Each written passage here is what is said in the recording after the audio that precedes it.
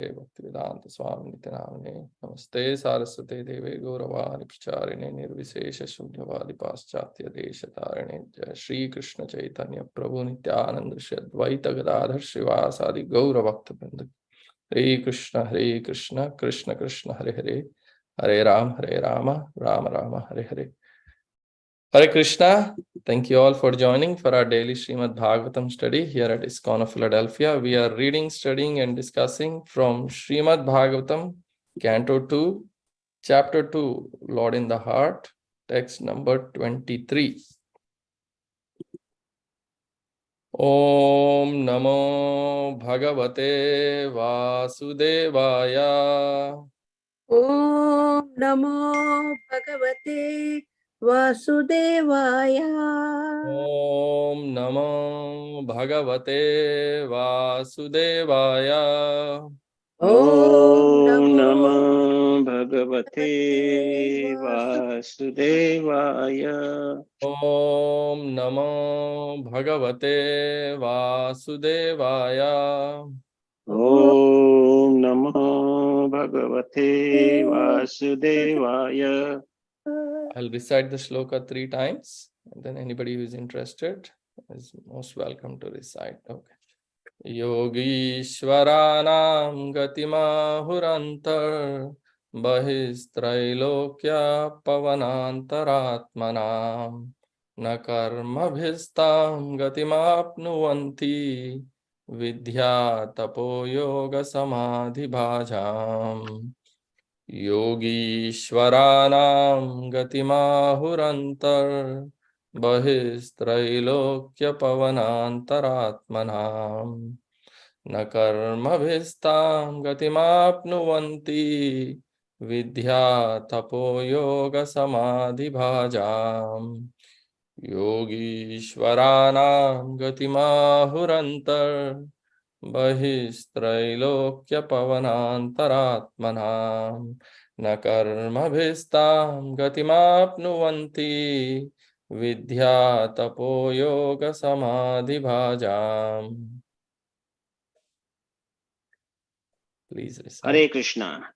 Yogeshwaranam gatimahurantaram aurantara bahistrilokya pavanantaratmanam na karmabhistam gatim anuvanti vidya tapo yoga samadhi bhajam. Yogishwaranam gatimahur antir bahi trilokya pavanantaratmanam na karma vistam gatimapunvanti vidya tapo yoga samadhi bhajam. Hare Krishna. Hare Krishna. Yogeshwaranam gatimahurantar bahistrilokya pavanantaratmanam na karmabhistam gatim apnuvanti vidya tapo yoga samadhi bhajam.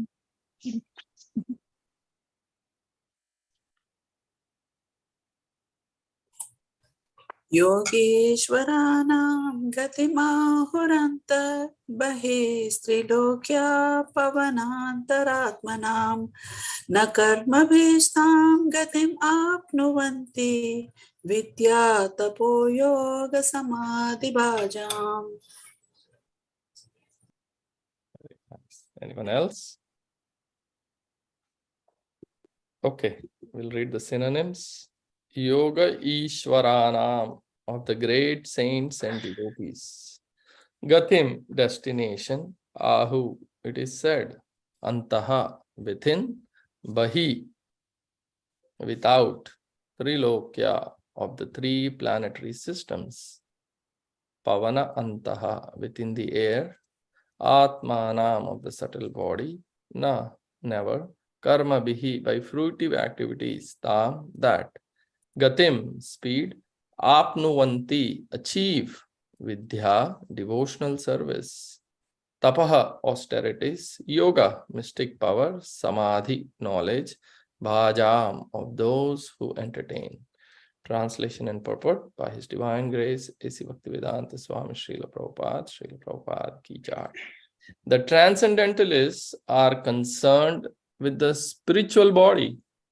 As such, by the strength of their devotional service, austerities, mystic power, and transcendental knowledge, their movements are unrestricted within and beyond the material worlds. The fruitive workers or the gross materialists can never move in such an unrestricted manner.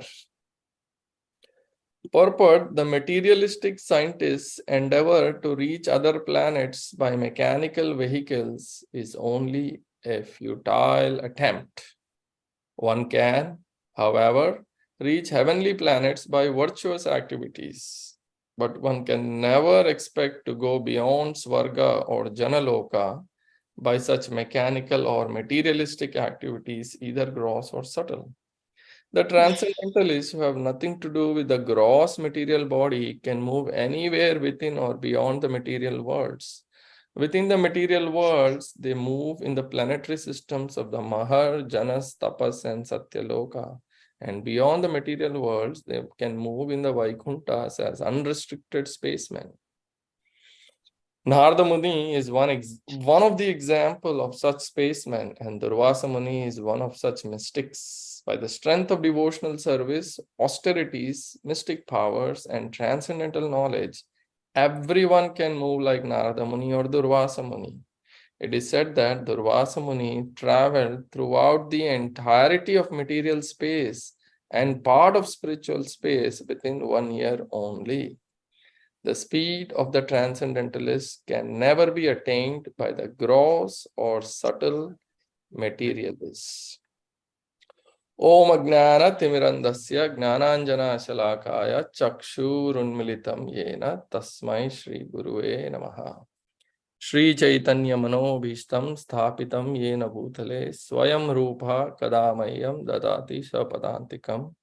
Namo Vishnupadaya Krishna Prasthaya Bhutale Srimate Bhaktivedanta Swami Niti Namane Namaste Saraswate Deve Gauravani Pracharine Nirvisesha Shunyavadi Paschatya Deshatarine Jaya Shri Krishna Chaitanya Prabhu Nityananda Shri Advaita Gadadhar Srivasadi Gaura Bhakta Vrinda Hare Krishna Krishna Krishna Hare Hare Hare Rama Rama Rama Hare Hare. I'll read the translation again. The transcendentalists are concerned with the spiritual body.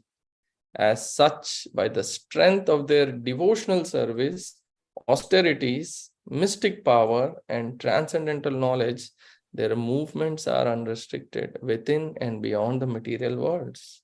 The fruitive workers or the gross materialists can never move in such an unrestricted manner. It's a beautiful verse. Thank you. And for the opportunity to speak, and before I begin, I seek permission and blessings from all the Vaishnavas on the call. Thank you, and please bless me so I can try to repeat what I have heard and read from Srila Prabhupada's and Acharyas and Guru's purports and lectures. So, we have been discussing in these verses about the, yesterday Brihad Mridanga Prabhu was explaining about the different lokas. We were discussing yesterday's verse, right? And the different siddhis.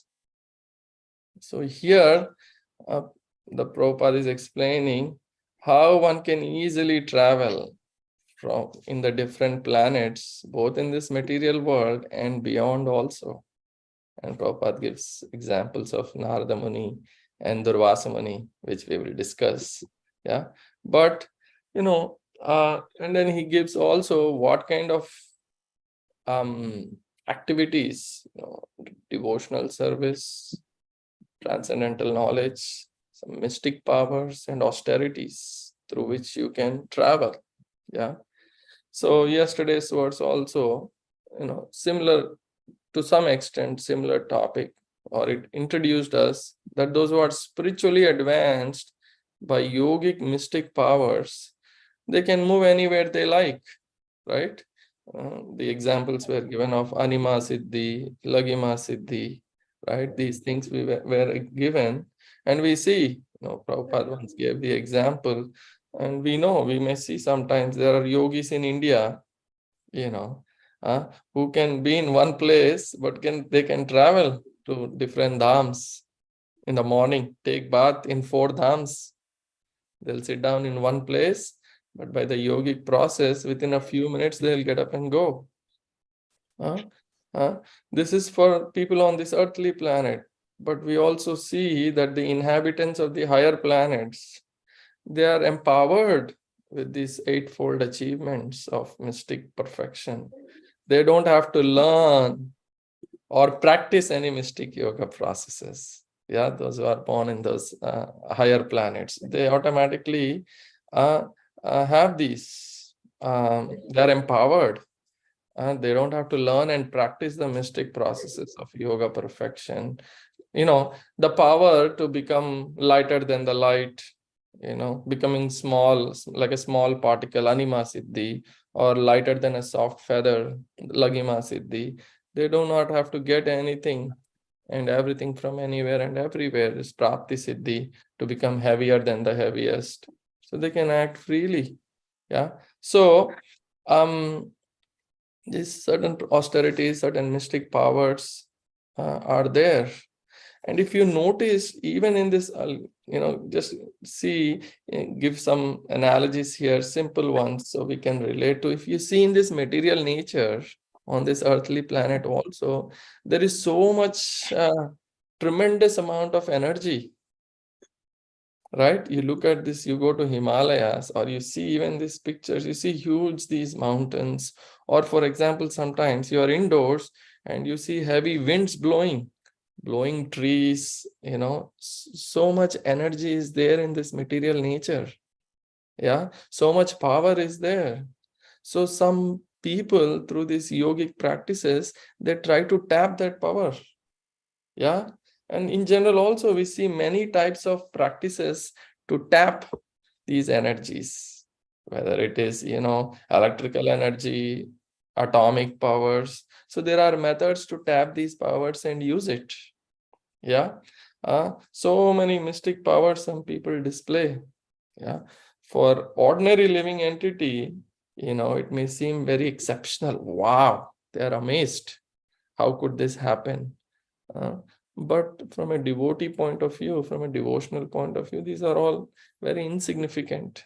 All these kinds of powers. Yeah. Sometimes people perform some of these mystic powers, and then they also sometimes claim that it is something amazing or great. Or some of these people, they also claim themselves to be Bhagwan or God. Yeah. And Prabhupada gives this example. A small boy, he left the village and spent many years with some yogis in the Himalayas, and he learned how to walk on water. So he returned to the village, and so many people gathered around him to find out, oh, this person has come back, this small boy who disappeared for so many years. He went with those yogis. He came back. So many people gathered to know, how does he look like? What did he learn? So one old man from the group, from that crowd asked, okay, show us, what did you learn? You went with these people. And then the man says, I learned how to walk on water. And he demonstrated it also, how to walk, and he showed how to walk on water. You know what Prabhupada said? Anybody remembers? I can pay 2 cents and do the same, asking a boatman to take me in the boat and cross that water. So he called such things as 2-cent tricks, sometimes. So some powers, people. So the point is, you can do these things. This is not something. It is Prabhupada in Easy Journey to Other Planets says, you can go to these other planets through some of these powers. It's like going to a grocery store, he says. It's that easy. I know and in the purport, Prabhupada gives the reference to gross materialists, how much they are struggling with all these spaceships and everything to go to these different places. But it's easy through these processes to go. So anyways, the point I'm trying to make is like, different yoga, like Kundalini yoga, there's different chakras in the body. You can get so much power. This is not unusual. For some people who don't know, it may be like you go to somebody who is living in a jungle for many years. You give him a wireless device or some electric machine. What is he going to say? He's he'll be amazed. You give him an Instapot or some wireless turn on, turn off device. So same way.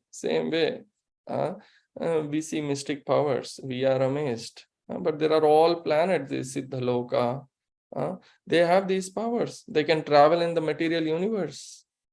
And we see, even in this earthly planet, I was saying, look at so many living beings are there. Birds are there.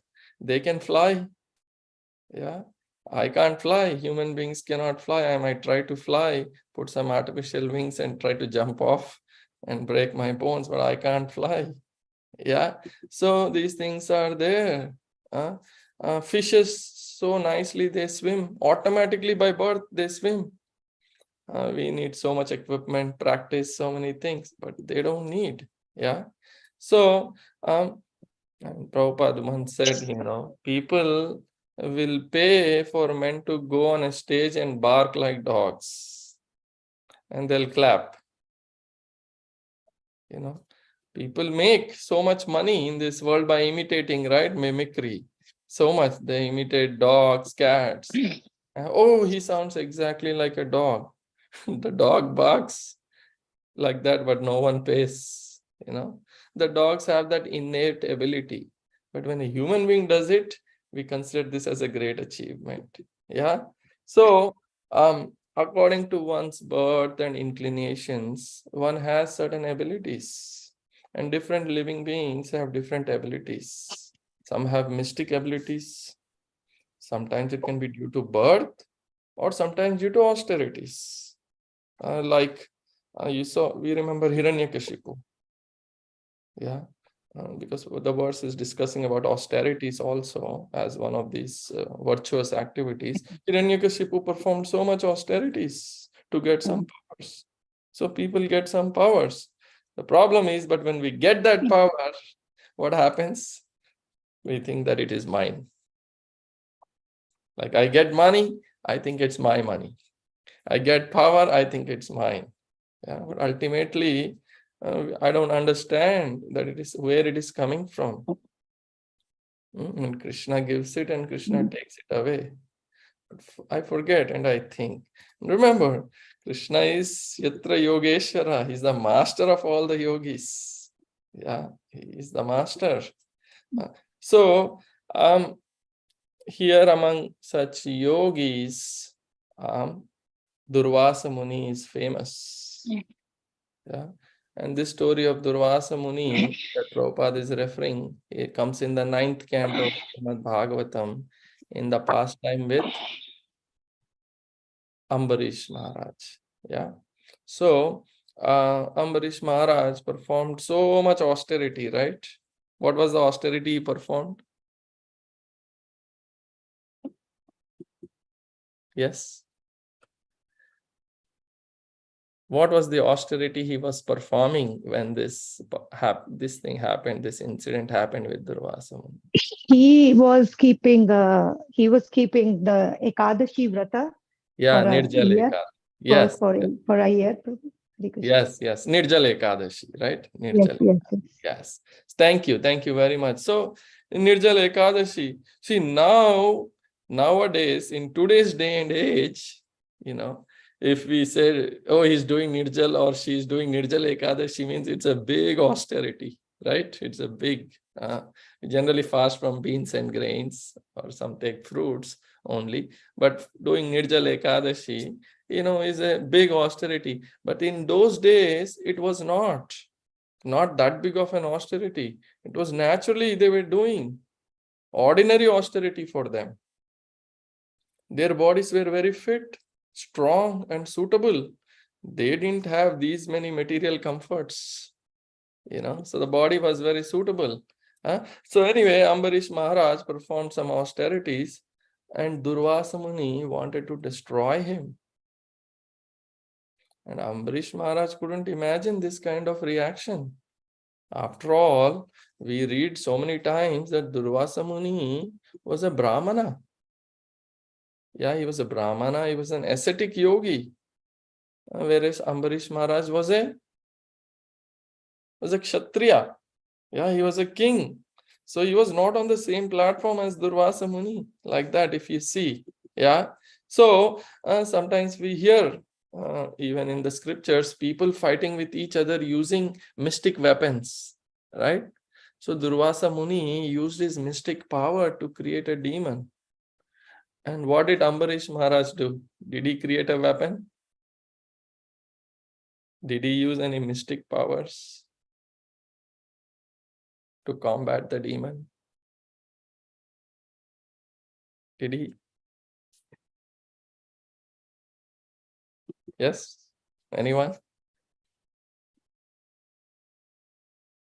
No, he did not. Yes, thank you for messaging. So no, he did not use any mystic powers. At least, he didn't try to use any mystic powers to combat. He didn't do anything. He probably didn't have any such mystic powers. But he seemed more powerful than Durvasa Muni, right? He seemed more powerful than Durvasa Muni. Why? Because he was protected by Krishna.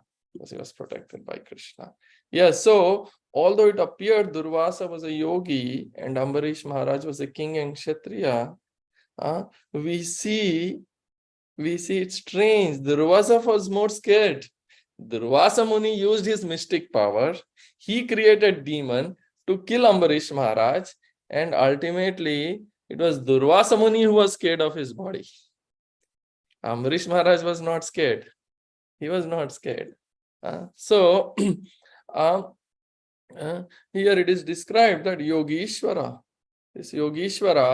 why this story comes is because from here, after this happens, where Durvasa Muni uses his mystic power to create this demon, then Krishna releases the Sudarshan Chakra, and then Durvasa Muni starts his travel. Right? So that's why this episode Prabhupada is bringing up in the purport. So here it is described, Yogishwara can go anywhere within the creation and beyond.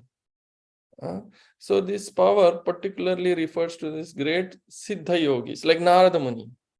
Narada Muni could go anywhere, right? He could go to the abode of the demons, to Krishna, to Dwaraka, anywhere and everywhere he could travel. In spiritual and material worlds. And to some extent, Durvasa Muni also, who could go anywhere in the material world and to some extent in the spiritual world. Specifically, he went to the Svetadvip, the planet of Lord Vishnu within the material world. So he was allowed to enter. And generally, what do you expect? When a Brahmana comes to a king or to anybody for help or protection, what is that king or a great personality supposed to do?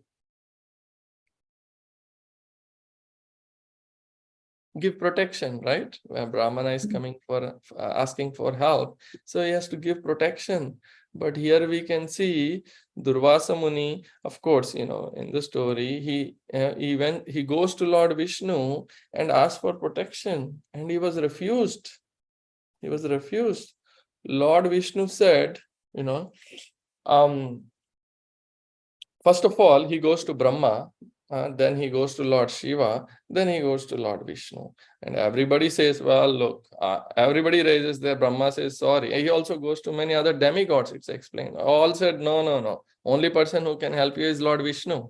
So go to his abode. He is the only protector of everybody. So go to Lord Vishnu. And he goes there. And what Lord Vishnu says? What you are asking me is not possible for me to do. And who released the Sudarshan Chakra?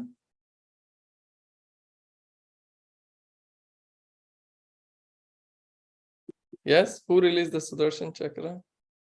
It was Lord Vishnu himself who released the Sudarshan Chakra. And he himself is now saying, sorry, I cannot. What you are asking is not possible for me to do. It is not within my power to withdraw. Lord Vishnu says, it's not within my power to withdraw.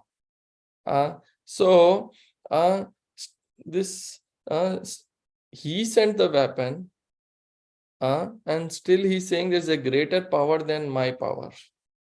And then Lord Vishnu tells Durvasa Muni, you thought you are very powerful, so you release that weapon.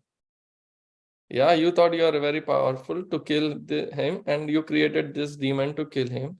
Then you thought, oh, Vishnu is more powerful than me. Let me go ask for protection. Yeah. So, and this is generally understood, and everybody understands this, that Lord Vishnu is very powerful.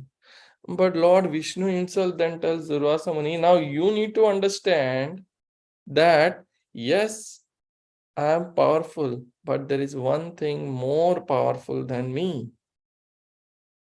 And what is that? Devotee. Devotee. What about the devotee? Yes, partially true, but what about the devotee? Bhakti. Yes, bhakti or love of the devotees. I am controlled. I am the most powerful. I am powerful, but I am controlled by the love of my devotees. I am not independent. I am dependent on my devotees. I am under the control of my devotees. So what is he telling Durvasa Muni? That Ambarish Maharaj is more powerful than me. Lord Vishnu is telling to Durvasa Muni. Ambarish Maharaj has controlled me. Because of your austerities that you have performed, you got some power. And that power to Durvasa Muni was also given by Lord Vishnu. But what did Ambarish Maharaj do to get that from Lord? That Lord is saying, I am controlled by my devotees. Ambarish Maharaj is more powerful than me. At least Durvasa Muni did some austerities to get this mystic power. What did Ambarish Maharaj do? Yes? Devotional service. Yeah, he didn't. He performed devotional service, pure devotional service. And he does, pure devotees, they don't ask anything from the Lord, or they don't take anything from the Lord. But Krishna says, but due to their devotion, I give myself to them fully. They don't ask anything from me. They don't want anything from me, but I give myself to them fully. So here it is talking about these Yogishwaras, the great saints and devotees, great devotees who can travel anywhere. And most importantly, they are given full freedom by the Lord. These great devotees like Narada Muni, if you see, Narada Muni can travel anywhere and everywhere and is given full freedom by the Lord. Why does the Lord give full freedom? Because he knows his pure devotees will not misuse it. Yeah. Same power you give to a demon of traveling anywhere and everywhere and full power, what will happen? They'll misuse it. Yes, not only misuse, the demons or non-devotees, because they are envious, they create havoc and they will take pleasure in giving pain to others. A little bit of power that non-devotees have is very inauspicious. Giving pain to each other because each think that I am greater than you. Yeah. So then what happened? Then there is fight is happening. Then the Lord has to come again. Paritranaya sadhunam vinashaya cha dushkritam. So like Hiranyakashipu, right? Through his austerities, he got power. What was he doing? He was torturing everybody, creating so much trouble.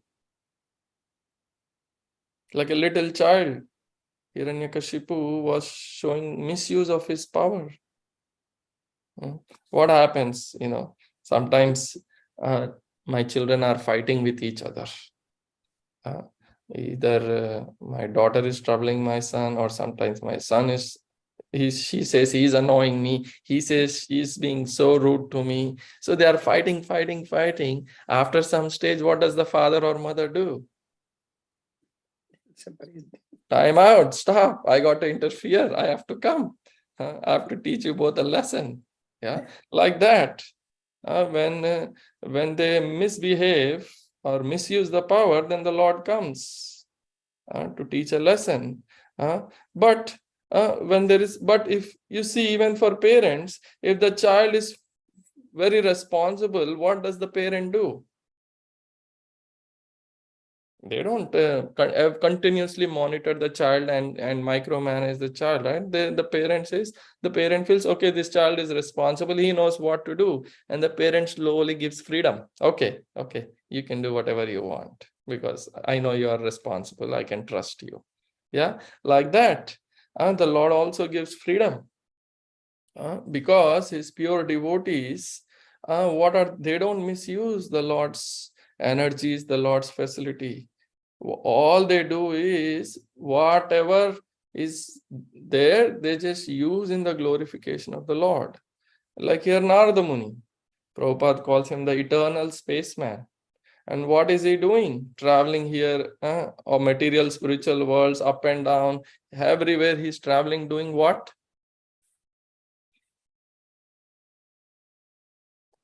What does Narada Muni do? Narada Muni bhajaye vina radhika raman name. Yes, He's teaching bhakti all over the world. yes, he's singing the glories of the Lord. He's spreading the glories of the Lord. He's chanting the names of the Lord.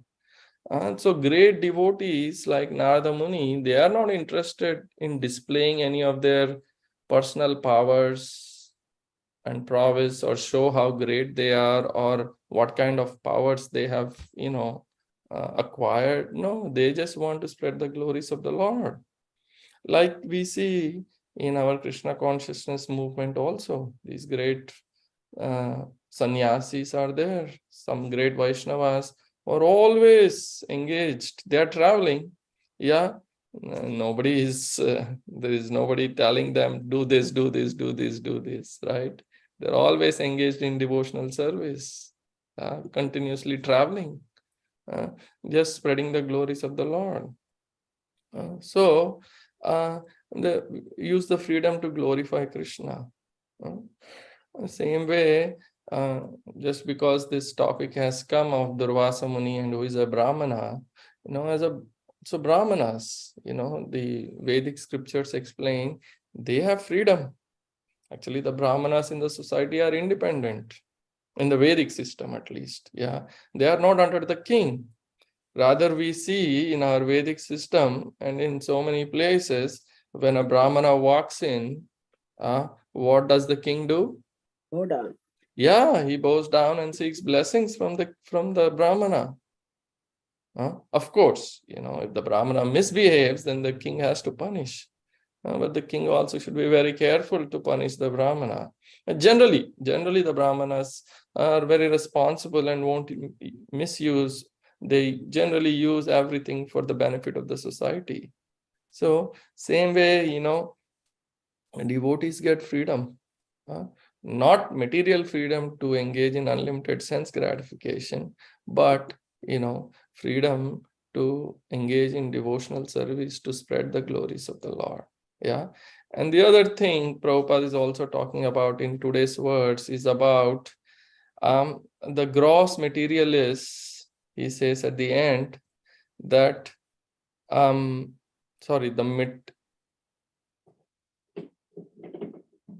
fruitive workers or the gross materialists can never move in such an unrestricted manner.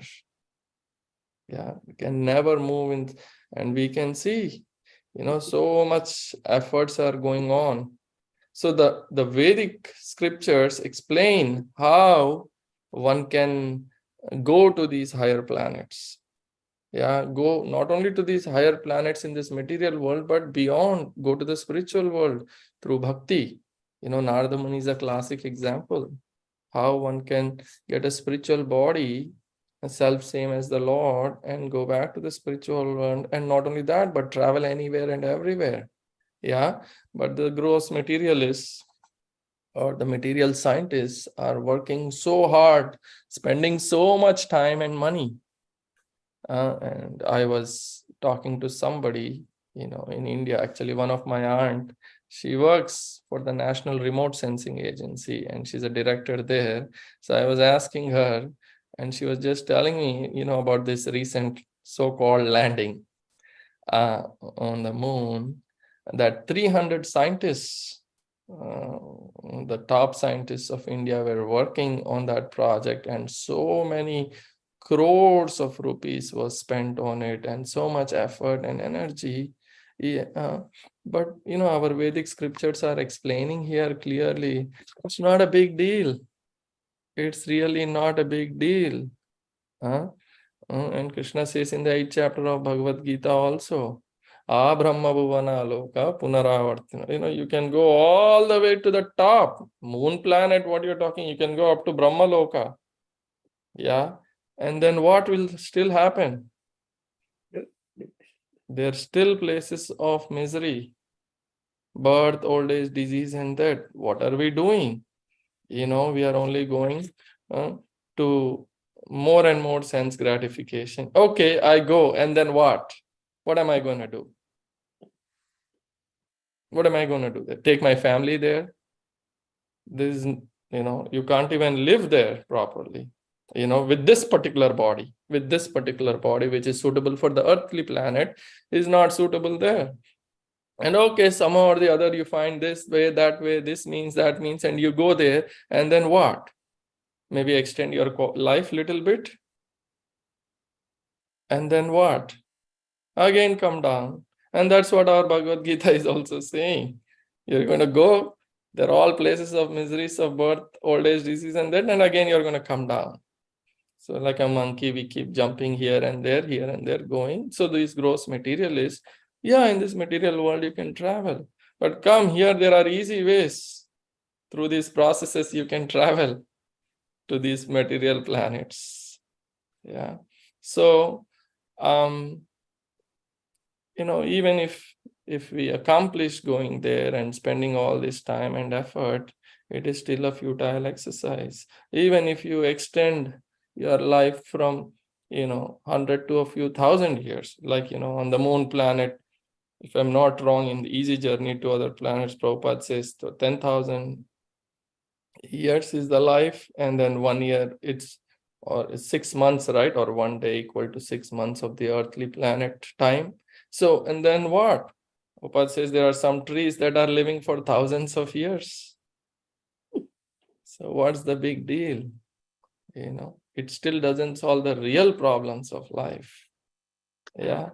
So that's why it is a futile exercise. Okay, we can debate, were they able to go or not go? Okay, did they actually go? But ultimately go, and even if, okay, you can go, as Prabhupada says in some places, you can go in this material world with all these, maybe equipments. You can, in this material world, you can travel. But then what? Yeah. Then what? And in this universe, there are so many planets. There are unlimited universes, unlimited planets. It is still a tiny, tiny fraction of this entire creation. Yeah, ultimately, and whatever. So some people, sometimes argue that, oh, what, we are all making so much advancement and you are chanting Hare Krishna, Hare Krishna. Yeah. But we know all this. We know this through our parampara process. Krishna has given this knowledge. And to Vivashwan, Manu, in this way, disciplic succession from Brahma, Narada, Vyasa, it is coming. And we know all these planets are there. You are now trying to figure these out. And then eventually, hopefully you can also realize that there is a spiritual world also, as some scientists claim, the anti-material. Yeah. So we know all this. The scriptures explain all these things, about this, that we are not, our scriptures have already explained all this so-called scientific modern advancement. Yeah. So like that, there are lower planetary systems also. There are 14 planetary systems within this universe. But they are all in this material world. So Prabhupada says all these gross materialists, they are trying, but they can never move in such an unrestricted manner. And he's referring to Narada Muni's travel everywhere, as a devotee, pure devotee of the Lord. So these were some points I wanted to share today. I'll pause here. Any reflections, comments, corrections? Thank you for the opportunity. Hare Krishna.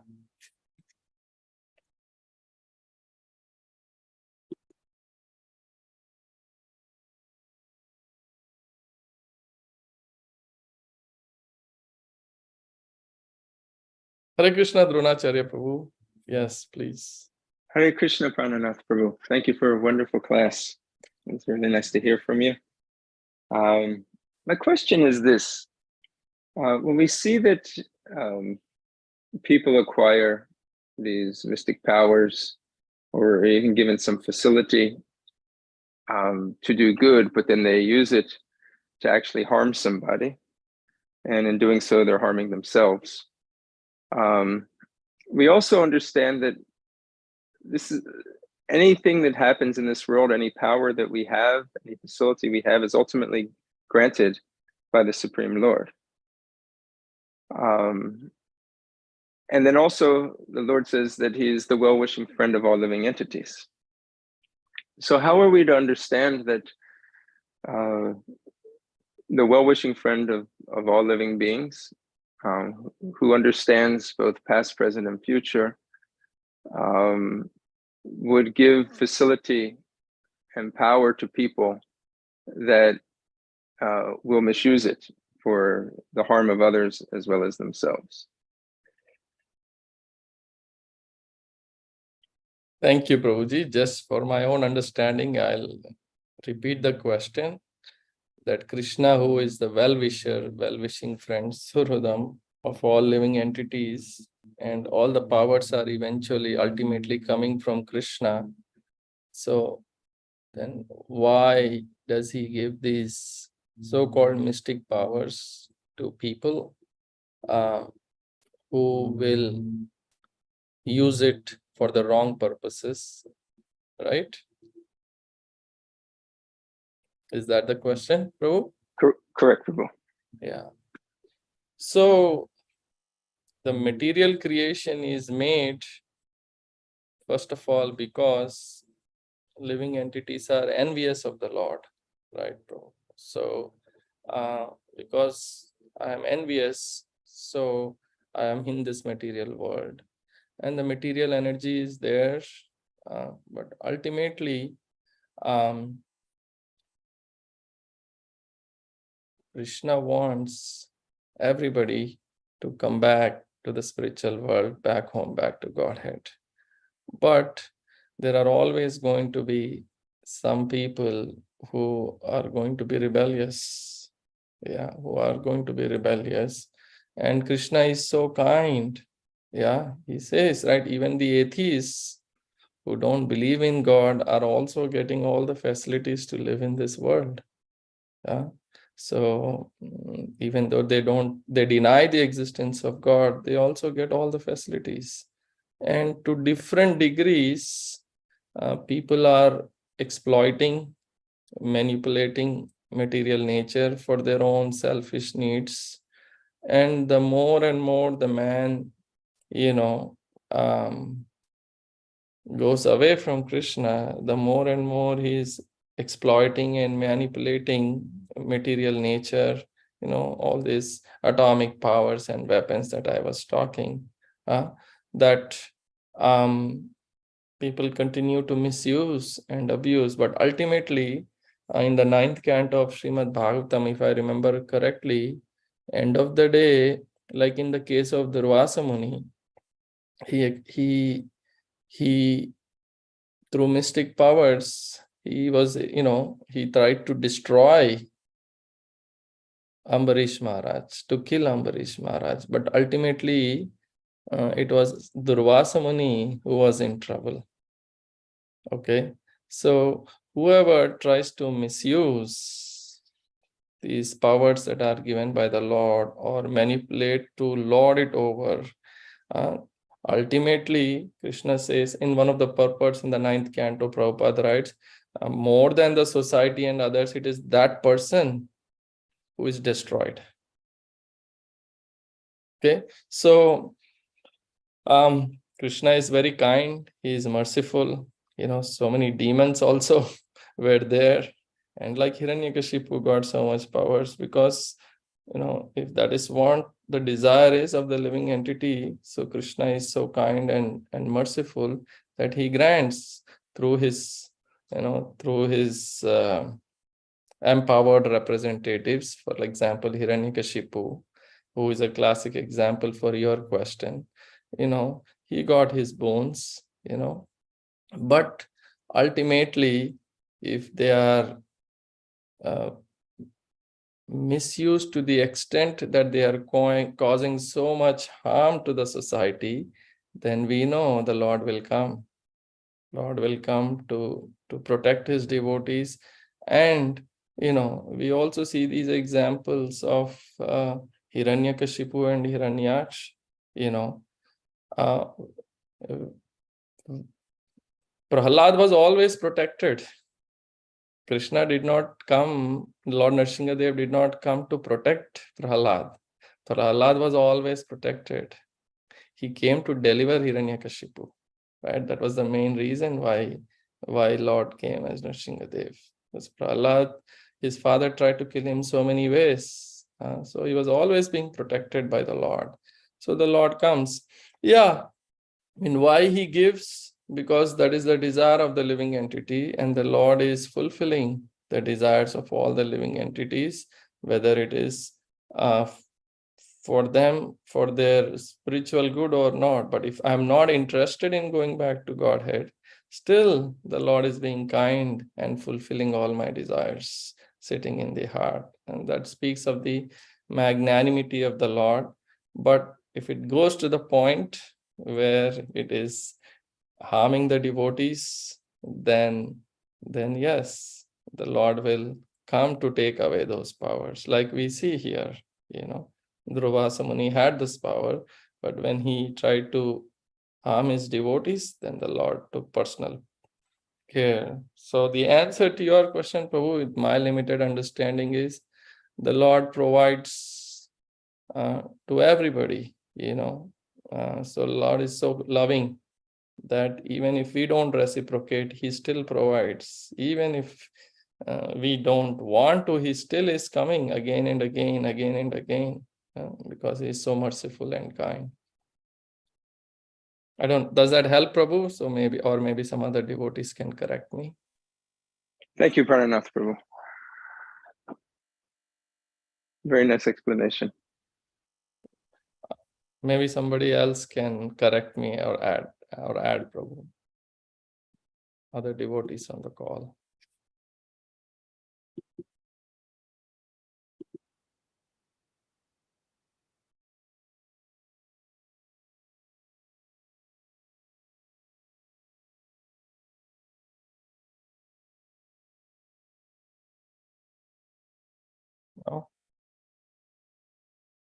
What do you think, Dronacharya Prabhu?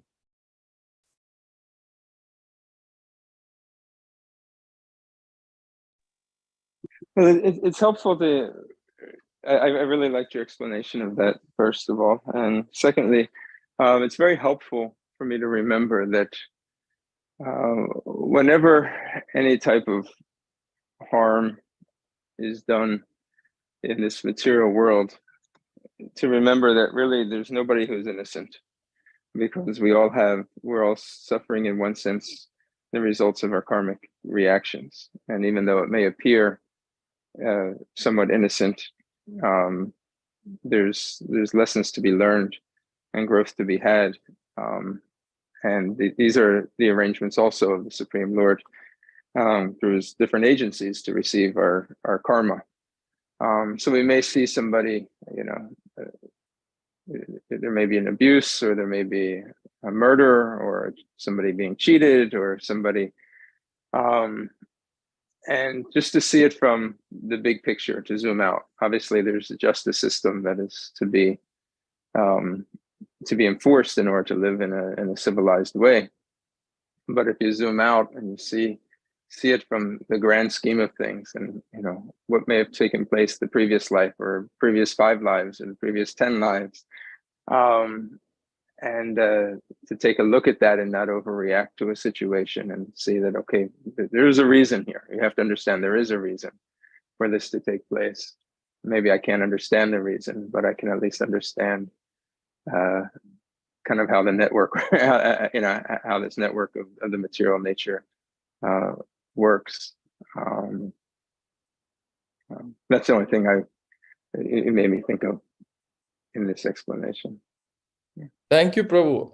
Yes, you bring up a good perspective. I didn't think from that point of view. I was more focused on why the Lord gives these powers, but you're absolutely right. If I am at the receiving end of something, then yes, I should always look at it as my own past karma, the reactions to my past karma, and use it as a purification to go more closer to Krishna.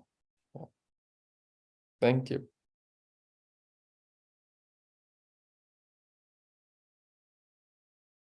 Yeah, any other comments, questions, corrections? Very nice class, Prabhu.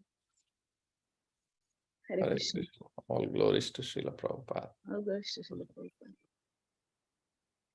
Thank you so much. Yeah, Thank you. there's no other comments or any announcements, Dronacharya Prabhu, before we end? This is Rath Yatra week. Jai. Jagannath Baladev Subhadra Maharani ki. Jai. I hope all the devotees are very enthusiastic about this week and the wonderful service ahead, that we get a chance to serve Lord Jagannath and his devotees, as well as all the people out there that will get an opportunity to come in contact with Krishna this coming Saturday. We ask the devotees to please, if you don't have a service, if you haven't kind of committed to just helping out in some way, please really consider it.